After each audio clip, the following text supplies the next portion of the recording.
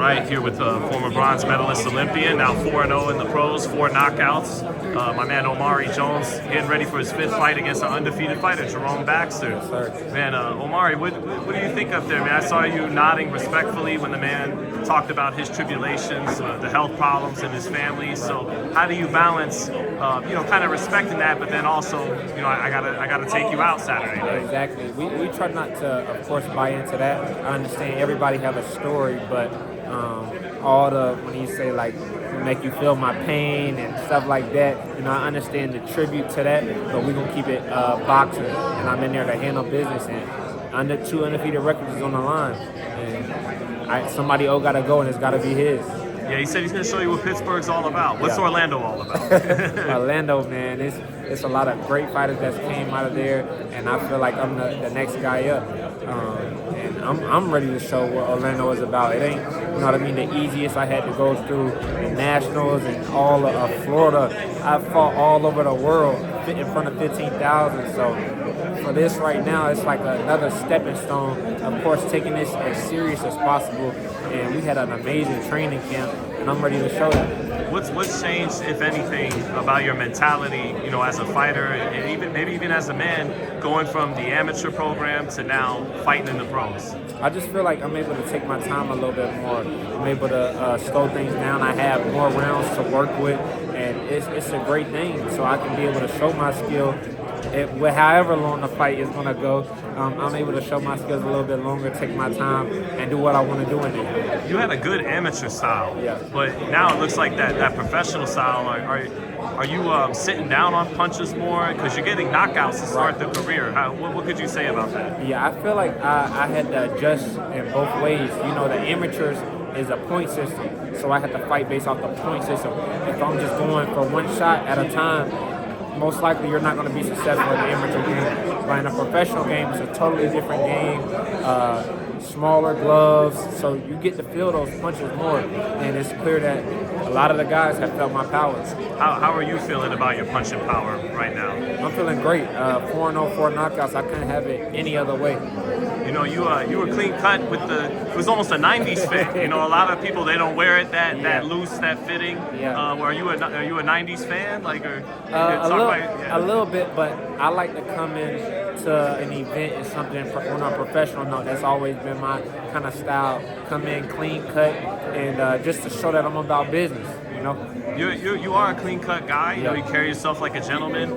Has anyone ever misconceived that? As thinking they could press you, thinking they could have more dog than you. Have you ever went through that experience? Absolutely, all the time. It's like in sparring, I did a lot of top fighters, and a lot of times other guys, they thought they were just going to come in and just walk through me, and I just had to let it be known and stand my ground early, like, you in here with a real one, So that's what I'm all about, showing my respect. And the boxing game is about standing your ground, showing your respect, and letting them know you in there. Did you get a chance to check out Michael Nunn yet? I remember I told you about Michael Nunn. A little bit, yeah. Good fighter, great fighter.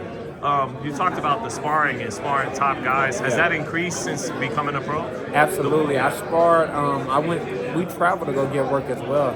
I sparred Abass, the one who's about to get ready to fight Xander. Yep. We drove 3.5 hours to Miami to go get some work, and then after that, we sparred Connor Coyle, 21-0, guy from Ireland at St. Pete. So we want to go get the work, and that just show you that we didn't take this fight lightly. How do you think that fight goes next week between Abass Baraou and Xander Zayas? I can't really call it. Abass is going to come with pressure. Xander has a good punch output, so it's going to be a good one. How is that power and that pressure from Abass when you work with him? It was pressure, but it was also great work. I let them know that I'm a top fighter as well, and they actually wanted me to come back, but I'm like 3.5 hours every week to Miami from Orlando. That's gonna be tough, but we got some great work in. Yeah, we got fighters in it's a loaded division that you're coming up in. Yeah. Tehran and Virgil and Fundora. Yeah. How far away do you think there's Tiger Johnson right there? What's up, Tiger? What up, man? And he's looking mean in the pros, right, Tiger? Huh? He's looking mean in the pros. You know, he was my sparring partner. Help me get ready for the Olympics. Yeah. He was my sparring partner. Yeah. He was a little shorter back then. Yeah, a little bit. Yeah. He got on these big ass shoes. That's why. But no, he was my sparring partner for sure. He helped me get ready. Yeah. He played a big part in that. You think 154's got to look out in the coming years? Oh yeah, he got the perfect size for 54. You know what I'm saying? He can box. He rangy. You know what I mean? Like he can fight, man. So he gonna be a world champion one day. Appreciate you, brother. But how much development do you feel you need just 4 fights in, getting your feet wet to eventually fight with that level of guys in this kind of division? We just taking our time, one fight at a time. This will be my last 6 rounder, then we're going up to 8 rounders. So we're going to gradually continue to go up in rounds, and when I feel like it's time, when my team feel like it's time, then we'll take the fights with the top dogs. Who do you know, because this keeps getting discussed, Jerome and Virgil, Yeah. you know, who would you give the edge to in that kind of fight? I'll give it to Boots for sure. I just feel like his skill, his style, his movement. You know, Virgil, he's gonna come to fight, so it's not gonna be an easy fight. But I'm going with Boots. He's very creative and athletic. Absolutely. So, How would you describe the style you're growing into as a pro? boxer puncher, that's me. I can box, but I can punch as well. Are you studying any guys to help mold your style after it all? I study a lot of guys. Ali, Jersey, Joe Walcott, Walcott, Sugar Ray, Tommy Hearn. So I study a lot of the great rangy fighters. That's what I do. Do you like that old school 80s swag? Oh yeah, for sure. I studied all the greats and all how they came up, and they was taking top level fights at a young age. So it's just amazing to see. Because they in that same way. They were classy and mean. Exactly. That's Sugar Ray. So yeah. So that's what you're on. Yeah. Yes, sir. All right, man. Cool. And last one for you, man, because T.O. spent a lot of time in Florida. Did you ever cross? I mean, he's older than you, but did you ever cross paths with him down in Florida? No, not yet. Maybe they may come in my career later on and ask for some work, but not yet. Who do you think wins that fight? I got Shakur.